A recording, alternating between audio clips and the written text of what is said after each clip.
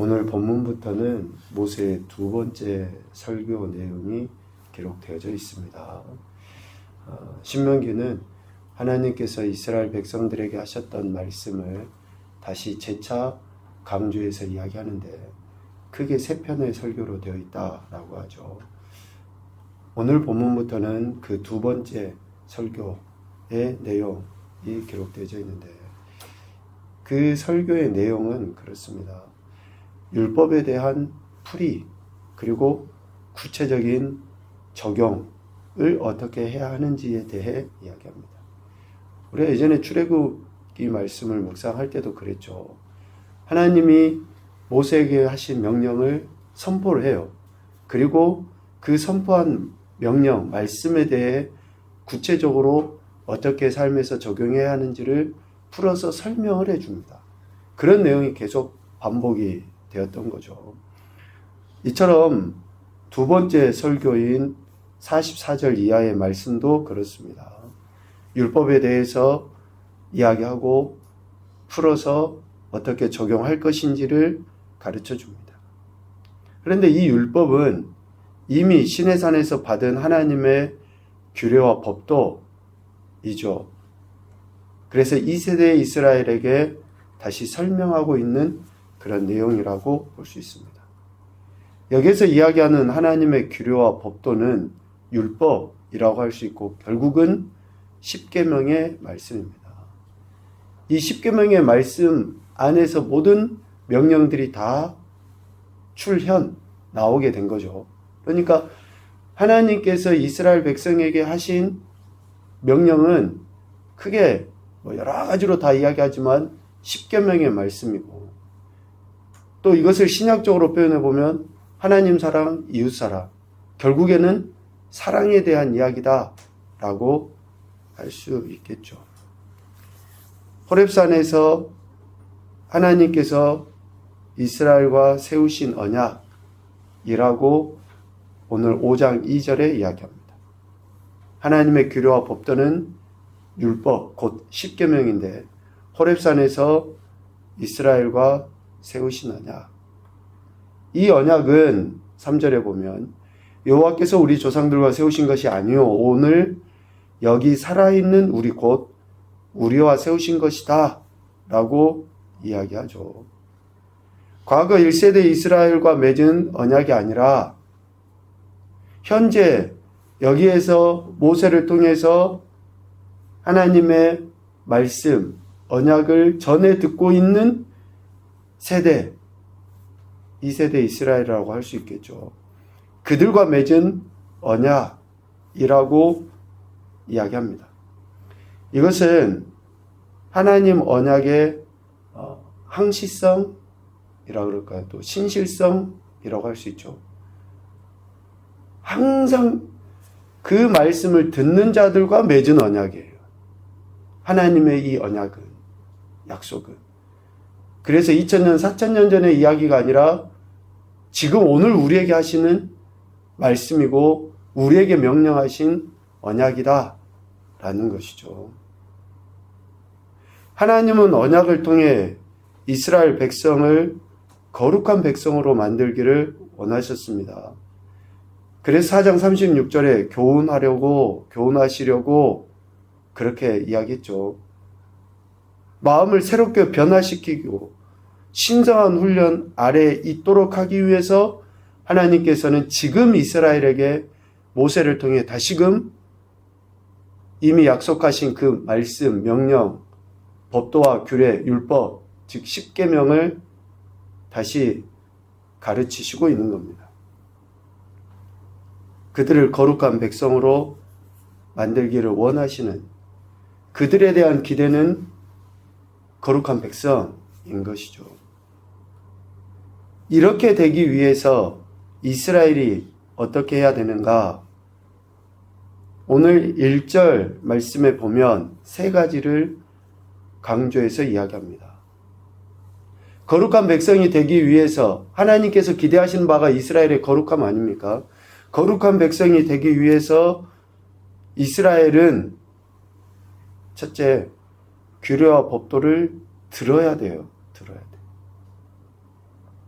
오늘 내가 너희의 귀에 말하는 규례와 법도를 듣고 들어야지 됩니다.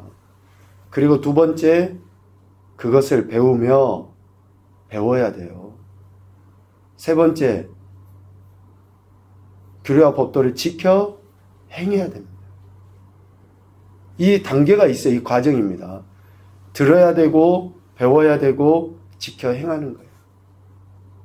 이것은 우리가 어린 아이들이 태어나서 자라는 과정하고 똑같아요. 어렸을 때는 뭔지도 몰라요. 그러니까 엄마가 하는 이야기만 들어요. 그런데 듣다가 어떻게 합니까? 이제 물어봐요. 그러면서 점차 배워가고, 배우고 난 이후에는 어떻게 됩니까? 직접 이제 실천하게 되는 거죠. 하나님의 거룩한 백성으로 성장, 성숙, 즉 성화되어져 감은 말씀을 듣고 배워서 지켜 행하는 것으로 이뤄갈 수 있다라는 거죠. 하나님께서 이스라엘을 거룩한 백성 만들기를 원하시는 것에 대해 이스라엘은 듣고 배워 지켜 행하는 것으로 나타내 보여야 되죠. 그러면 하나님이 왜 이스라엘 백성에게 규례와 법도를 주셨을까? 물론 거룩한 백성으로 세워가기 위함인데 그 거룩한 백성 만들려 하시는 궁극의 목적은 뭘까? 그것은 바로 이스라엘 백성과의 친밀함 때문에 그래요. 친밀함을 드러내 보이시도록. 오늘 4절 말씀에 보면 여호와께서 산 위 불 가운데서 너희와 대면하여 말씀하시매 라고 대면하여. 이것은 모세나 이스라엘 백성들이 하나님 얼굴을 직접 봤다는 게 아니잖아요. 사람이 친구와 이야기하는 것처럼 하나님께서 백성에게 그 친밀함을 직접 율법을 전해주시는 것으로 드러내 보이셨다라는 거예요. 그래서 어제도 이야기했던 것처럼 이스라엘 백성과 같이 하나님의 은혜를 경험한 민족이 없잖아요. 그 어떤 민족도 하나님의 이 친밀함을 경험한 민족이 없어요.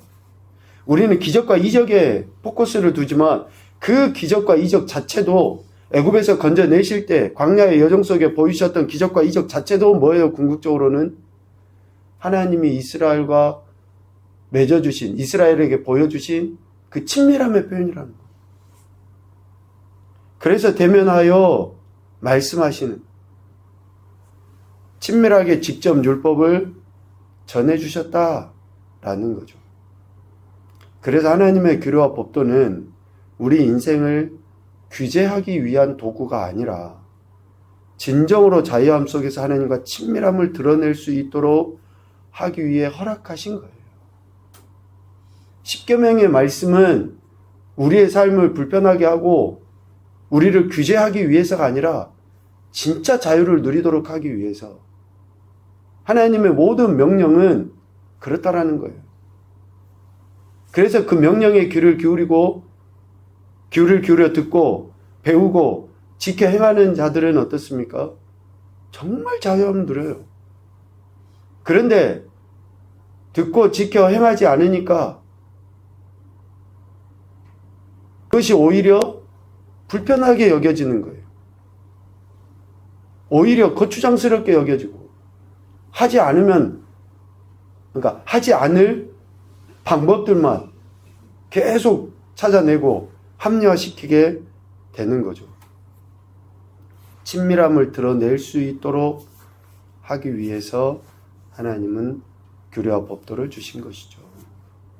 이렇게 하나님께서 규례와 법도를 주시는데 이 규례와 법도를 주심은 6절 말씀을 통해서 보면 애굽에서 인도하여 내셨음을 확증해 주시는 거예요. 세상에서, 세속에서, 죄악에서 건져내 주셨음을 확증해 주시는 거예요. 역으로 우리 인간들의 입장에서는 뭐예요?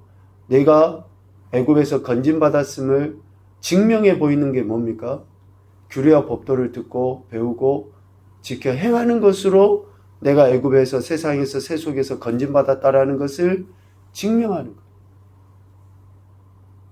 예수님 믿는다는 것을 뭘로 증명합니까? 내가 하나님의 명령, 말씀에 귀를 기울여 듣고 또 열심히 배우고 지켜 행하는 것으로 내가 그리스도인인 것을, 예수님 믿는 것을 증명하는 거죠. 애굽에서 인도에 내셨음을 하나님께서는 확증시켜줘요. 율법을, 십계명을 주시는 것으로. 나는 너를 애굽 땅 종되었던 집에서 인도하여 낸 네 하나님 여호와다. 하나님께서는 백성들과 언약을 맺으거나 또 선포하실 때 항상 자신의 칭호를 먼저 언급하시죠. 네 하나님 여호와다. 나는 이렇게 계속 강조해서 이야기하십니다. 이것은 하나님이 하신 율법, 말씀, 명령에 그 권위와 가치를 부여하는 거예요. 하나님의 이름으로 선포된 그것은 다른 어떤 것과도 바꿀 수 없다라는 것을 명확하게 이야기하십니다. 그래서 규례와 법도를 수여하신, 또 십계명을 수여하신 하나님은 자신을 심판주, 그런데 실질적으로 심판주는 나중에 이야기고, 출애굽한 이후에 하나님 나라 가나안 땅에 살아간 그 인생들에게는 어떻게 나타내 보여집니까? 구속자이시고 인도자이신 하나님으로 말씀하십니다. 심판주로서 그 강조는 궁극에 나중에 하시는 거고, 가나안 땅에 살아가는 그 인생들에게는 하나님께서 구속하신 하나님, 건져주신 하나님, 인도해 주신 하나님으로 선포하고 있습니다. 결국 십계명의 이 하나님의 명령, 율법은 하나님 사랑에 근거한 사랑의 언약이다 라고 할 수 있는 거죠. 그래서 그 말씀을 듣고 지켜, 배우고 지켜 행하면 그 사랑을 깨달아 알게 되고 그 참된 자유를 누릴 수 있게 됩니다. 너무나 이치가 똑같아요. 아이들이 부모 말씀을 들으면 또 듣지 않으면 그게 똑같다고요. 우리도 하나님께 대한 그런 태도가 똑같습니다. 그래서 하나님이 강조해서 이야기하십니다. 나 외에는 다른 신들을 내게 두지 말아라. 7절. 우상을 만들지도 말고 그것들에게 절하지도 말고 그것들을 섬기지도 말아라. 8절 9절 이야기합니다. 이것은 단순히 하나님이 우리 인간하고 똑같이 질투하는 정도의 문제가 아닙니다. 하나님의 택함받은 존재로서 하나님과 친밀함을 유지하고 더 나아가서 하나님의 존재와 권위를 인정하고 그 안에서 영적 자유를 누리도록 하기 위한 그 하나님의 사랑 때문에 하나님이 이것을 이야기하신 것이지, 너는 나만 봐야 돼, 이런 차원의 것이 아니에요. 그러니까 우리가 하나님만 바라보면 자유예요. 한 권위에 순종하면 자유하게 돼 있어요. 그런데 우리가 그렇지 못하기 때문에 자유함이 없고 그 올바른 태도를 나타내 보이지 못하는 죄성을 드러내 보이게 되는 거죠. 진정한 자유, 참된 평안, 영과 육의 안정을 주시기 위해서 하나님께서는 우리에게 하나님만 섬기라 라고 이렇게 명령하고 계신 거죠. 이스라엘 백성, 2세대 이스라엘은 1세대의 실패를 반면교사 삼아야 돼요. 오늘 우리도 마찬가지입니다. 그래서 오직 하나님께서 하신 이 명령에 대한 태도, 순종을 보임으로 친밀함과 영적 자유를 누리며 살아야 한다라는 것이죠. 첫 번째 교훈입니다. 하나님의 명령은 항상 현재형입니다. 하나님의 명령은 항상 현재형이에요. 두 번째, 하나님의 명령은 다른 누구가 아니라 내가 들어야 할 말씀입니다. 하나님의 명령, 말씀은 이 말씀은 저 사람이 들어야 되는데, 이 말씀은 저 사람이 듣고 순종해야 되는데, 아니에요. 내가 들어야, 내게 지금 하나님이 하신 말씀이에요. 내가 듣지 않으니까 계속 하나님께서 반복해서 이야기하시고 또 강조해서 이야기하시는 것으로 여기셔야지 돼요. 다른 누구가 아닙니다. 누구 때문에 하나님이 이야기를 하신 게 아니라 나 때문에, 나 들으라고 하시는 이야기인 거죠. 세 번째, 하나님과의 친밀함이 하나님의 권위를 인정하고 존중하는 순종으로 드러나야 한다. 아이들이 부모와 친밀하고 또 친하다라고 하는 것은 부모의 말씀에 대한 순종이 있을 때 친밀한 거예요. 친하긴 하는데 말씀을 안 들어. 그거는 버릇없는 거예요. 친하지도 않는 거고. 하나님과의 그 친밀함은 결국 하나님 말씀에 대한 순종으로 친밀함이 드러나야 한다라는 것이죠.